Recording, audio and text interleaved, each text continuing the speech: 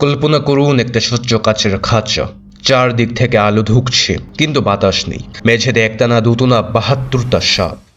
কিছু ধীরে ধীরে শরীর পেঁচাচ্ছে, কিছু মাথা তুলে তাকিয়ে আছে, আর কয়েকটা নিশ্চোপ। এগুলোর বেশিরভাগই বিষধর। একবার কামড় মানেই হাসপাতাল না কবর। এখন প্রশ্ন, আপনি এই খাঁচাই থাকবেন কতক্ষণ? ৫ মিনিট, ৩০ সেকেন্ড, নাকি দরজা দেখেই দৌড়? কিন্তু ১৯৮৬ সালে একজন মানুষ ছিল যে এই খাঁচাই ঢুকেছিল ৭২ ঘন্টার জন্য। ৩ দিন ৩ রাত, না কোনো অস্ত্র, না কোনো ঢাল, না কোনো বিষ প্রতিষেধক, শুধু একজন মানুষ আর তার চারপাশে মৃত্যুর নিঃশ্বাস। আমরা সবাই সাপকে ঘৃণা করি, ভয় পাই, মেরে ফেলি। কিন্তু কখনো কি নিজেকে প্রশ্ন করেছি, সাপ কি সত্যিই মানুষকে শিকার করে, নাকি আমরা নিজেরাই ওদের দানব বানিয়েছি? এই প্রশ্নটাই বদলে দিয়েছিল একজন মানুষের জীবন। তার নাম নীলিম খাইরে। তিনি কোনো স্ট্যান্টম্যান ছিলেন না, কোনো ম্যাজিক দেখাতে চাননি। তিনি চেয়েছিলেন একটা জিনিস প্রমাণ করতে: সাপ আক্রমণ করে না, তারা শুধু ভয় পায়। শুনতে সুন্দর, তাই না? কিন্তু আপনি কি নিজের জীবন বাজি রেখে এই কথাটা বিশ্বাস করবেন? কারণ নীলিম খাইরে করেছিলেন। তিনি নিজেকে বন্দী করেছিলেন একটা কাচের খাঁচায়, যেখানে একটা ভুল মানেই মৃত্যু। এই ভিডিওতে আপনি দেখবেন কিভাবে ভয় তৈরি হয়, কিভাবে ভয় ভাঙে, আর কিভাবে একজন মানুষ একটা পুরো প্রজাতির বিরুদ্ধে আমাদের ভুল ধারণাকে চ্যালেঞ্জ করে। কিন্তু সাবধান, এই গল্প দেখার পর আপনি আর সাপকে আগের মতো দেখবেন না। আর সবচেয়ে ভয়ঙ্কর প্রশ্নটা হলো, যদি সাপ আসল শত্রু না হয়, তাহলে আমরা কাকে মেরে ফেলছিলাম এতদিন?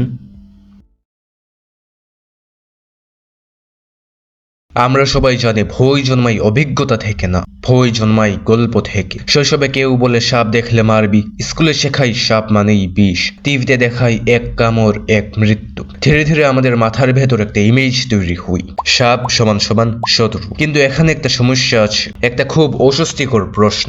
আপনি কি কখনো দেখেছেন একটা সাপ ইচ্ছা করে মানুষকে তাড়া করছে? না ইউটিউবে, না বাস্তবে। সাপ শিকার করে ইঁদুর, পাখি, ছোট্ট প্রাণী। মানুষ তার তালিকায় নেই, তবুও আমরা তাকে খনি বানিয়েছি। কেন? কারণ সাপ কথা বলেন, সে নিজের ব্যাখ্যা দেই না, সে শুধু চুপচাপ থাকে। আর মানুষ চুপ থাকা জিনিসকে সবচেয়ে বেশি ভয় পায়। এই ভয়টাই বুঝতে পেরেছিলেন একজন মানুষ, যার জীবন শুরু হয়েছিল একদম সাধারণ ভাবে। নীলিম খাইরে কোনো নায়ক না, কোনো পাগলও না। নীলিম খাইরে কোনো সেনাবাহিনীর সদস্য ছিলেন না, কোনো স্ট্যান্টম্যান না, কোনো ধর্মীয় সাধু না। তিনি ছিলেন একজন সাধারণ ভারতীয় মানুষ, পুনে শহরের। তার কাজের জায়গায় প্রায় সাপ ঢুকে পড়তো। লোকজন চিৎকার করত, মেরে ফেলো, আগুন দাও। কিন্তু নীলিম করতেন উল্টোটা। তিনি সাপ ধরতেন, বাইরে নিয়ে গিয়ে ছেড়ে দিতেন। এই জায়গাতেই গল্পটা ভিন্ন হয়ে যায়, কারণ বেশিরভাগ মানুষ ভয় পেলে পালায়, আর নীলিম খাইরে ভয় পেলে কাছে যান। এখন প্রশ্নটা আপনার জন্য, আপনি ভয় পেলে কি করেন? নীলিম খাইরে বলতেন, সাপ আক্রমণ করে না, তারা শুধু আত্মরক্ষা করে। এই কথাটা শুনতে ভালো, শান্ত, বুদ্ধিমান, কিন্তু বাস্তবে এই কথার মানে দাঁড়ায়, আপনি যদি ভুল হন, আপনি মারা যাবেন। এখানে আর কোনো সেকেন্ড চান্স নেই। একবার কামড়, একবার বিষ, খেলা শেষ। তাই যখন নীলিম এই কথা বলতেন, লোকজন হাসতো, তারা বলতো এই লোকটা পাগল, একদিন মরবে। কিন্তু নীলিম জানতেন, কথা দিয়ে কিছু বদলাই না। মানুষ বিশ্বাস করে শুধু তখনই যখন তারা দেখে। এখানেই আসে সবচেয়ে বিপজ্জনক সিদ্ধান্তটা। নীলিম খাইরে ভাবলেন, আমি যদি সত্যিই ভুল হই, আমি মারা যাব। কিন্তু যদি সঠিক হই, তাহলে পুরো একটা প্রজাতি হয়তো বাঁচবে। এই চিন্তাটাই একজন মানুষকে ঠেলে দেয় মৃত্যুর একদম সামনে। এখন বলুন তো, এটা সাহস না নিখাত বোকামি? কারণ তার পরের সিদ্ধান্তটা ছিল এমন, যেটা শুনলে আজ বিজ্ঞানীরা চুপ করে যায়। তিনি বলেছিলেন, আমি সাপের সাথে থাকবো, খাঁচার ভেতর, দরজা বন্ধ করে। কতক্ষণ? ৭২ ঘন্টা। খাঁচার দরজা বন্ধ হই, এই শব্দটাই ছিল শেষ নিরাপত্তা। এখন আর বের হওয়ার কোনো রাস্তা নেই, না দৌড়, না সাহায্য, শুধু একজন মানুষ আর ৭২টা সাপ। এই মুহূর্তে একটা ব্যাপার পরিষ্কার করি, এটা কোনো চিড়িয়াখানা না, এটা কোনো ট্রেনিং সেশন না। এটা ছিল একটা পরীক্ষা, যার ফলাফল ছিল জীবন অথবা মৃত্যু। প্রথম ঘন্টায় সাপগুলো নড়াচড়া করে, কারণ তারাও ভয় পেয়েছে। নতুন পরিবেশ, কাচের দেয়াল, মানুষের গন্ধ। আপনি কি জানেন কোনটা সবচেয়ে বেশি বিপজ্জনক? রেগে যাওয়া সাপ, না ভয় পাওয়া সাপ?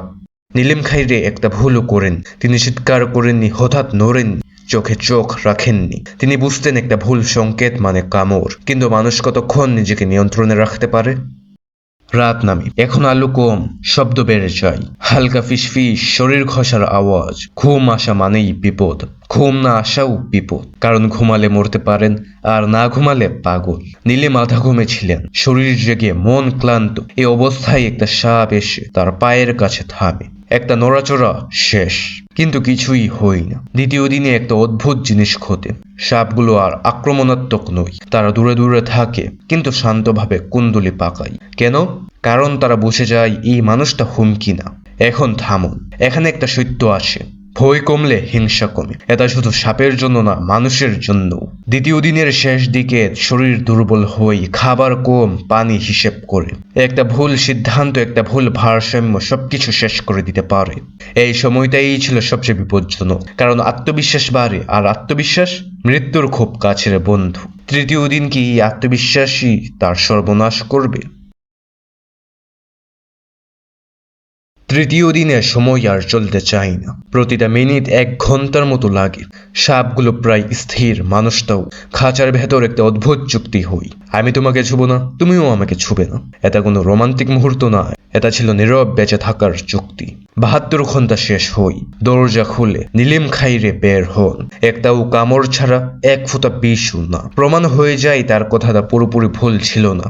কিন্তু এখন সবচেয়ে বড় প্রশ্নটা আসে, এটা কি সাপের জয় নাকি মানুষের অহংকার? কারণ এই স্থানটার পর সবাই খুশি হয়নি। অনেকে বলেছিল এটা বিপজ্জনক, এটা অনৈতিক, এটা আবার করা উচিত না। আর নীলিম খাইরে তখন বুঝলেন, সাপের ভয় কমানো সহজ, কিন্তু মানুষের ভয় বদলানো অনেক কঠিন। 72 ঘন্টা শেষ হয়েছিল, কিন্তু যুদ্ধ শেষ হয়নি। নীলিম খাইরে বেঁচে বেরিয়েছিলেন একটাও কামড় ছাড়া। এই মুহূর্তে একটা সাধারণ গল্প হলে শেষ হয়ে যেত, কিন্তু বাস্তব জীবন এতটা সহজ না। একদল মানুষ বলল, দেখো সাপ এতটা খারাপ না, আরেক দল বলল এটা বিপজ্জনক, এটা মানুষকে ভুল সাহস দেবে। এখানে একটা কঠিন সত্য আছে, মানুষ ভয় কমলে খুশি হয় না, মানুষ নিয়ন্ত্রণ হারালে ভয় পায়। নীলিম খাইরে সাপকে ভয়মুক্ত করতে চাননি শুধু, তিনি মানুষের ভয়ের ব্যবসা ভেঙে দিচ্ছিলেন। এখন বলুন তো, যে ভয় দিয়ে মানুষকে নিয়ন্ত্রণ করা যায় সেটা কেউ এত সহজে ছাড়ে? নীলিম বুঝেছিলেন একটা স্থান মানুষকে মনে রাখে, কিন্তু একটা প্রতিষ্ঠান মানুষকে বদলায়। তাই তিনি গড়ে তুললেন কাতরাজ স্নেক পার্ক। সার্কাস না, শো না, শিক্ষা। স্কুলের বাচ্চারা আসতো, তারা প্রথমবার শিখতো সাপ মানেই শত্রু না, সাপ কামড়াই কারণ আমরা ভুল করি। এই পার্থক্যটা শুধু মনে হয়, কিন্তু এখানেই হাজার হাজার সাপ বেঁচে গেছে। এখন আসি গল্পের সবচেয়ে অস্বস্তিকর অংশে। নীলিম খাইরে কি প্রমাণ করতে চেয়েছিলেন? যে সাপ নিরাপদ? না, তিনি প্রমাণ করেছিলেন ভয় আমাদের চোখ অন্ধ করে দেই। আমরা যেটা বুঝি না সেটাকে মারি, যেটা নিয়ন্ত্রণ করতে পারি না সেটাকে দানব বানাই। শুধু সাপের বেলায় না, মানুষের বেলায়ও। এখন এই ভিডিওটা আর সাপ নিয়ে না, এটা আপনার জীবন নিয়ে। আপনি কোন জিনিসটা এড়িয়ে চলেন শুধু ভয়ের কারণে? কোন সিদ্ধান্তটা নিচ্ছেন না কারণ কি হবে যদি? নীলিম খাইরে সাপের সাথে থাকেননি কারণ তিনি মৃত্যুকে ভালোবাসতেন। তিনি ছিলেন ভয়ের চেয়ে সত্যকে বেশি গুরুত্ব দেওয়া মানুষ। একটা বিষয়ই খুব পরিষ্কার করে বলা দরকার, এই ভিডিওর মানে এটা না সাপ নিরাপদ। সাপের সাথে খেলতে হবে, সাপের কাছে যেতে হবে। সাপ সম্পূর্ণ নিরাপদ না, আবার সম্পূর্ণ দানবও না। সাপ হলো বন্য প্রাণী, অপ্রত্যাশিত, নিজস্ব নিয়মে চলে। নীলিম খাইরে বেঁচে গিয়েছিলেন কারণ তিনি জ্ঞানী ছিলেন, প্রশিক্ষিত ছিলেন, আর পরিস্থিতি বুঝতেন। আপনি আমি সেই মানুষ নই। তাই এই ভিডিও দেখার পর কেউ যদি ভাবে চলো সাপের সাথে হাত মিলাই, তাহলে সে গল্পটা একদমই বোঝেনি। এই গল্পের শিক্ষা সাহস না, এই গল্পের শিক্ষা বোঝা, ভয় না ছড়ানো। সাপকে দূরে রাখুন, তাদের জায়গায় থাকতে দিন। আর সমস্যায় পড়লে শুধু প্রশিক্ষিত লোকদের ডাকুন, কারণ প্রকৃতির সাথে সম্পর্ক বন্ধুও না, যুদ্ধও না, এটা সম্মান। নীলিম খাইরে সাপের সাথে ছিলেন নিজেকে প্রমাণ করতে না, তিনি আমাদের দেখিয়েছেন অজ্ঞতা কতটা মারাত্মক হতে পারে।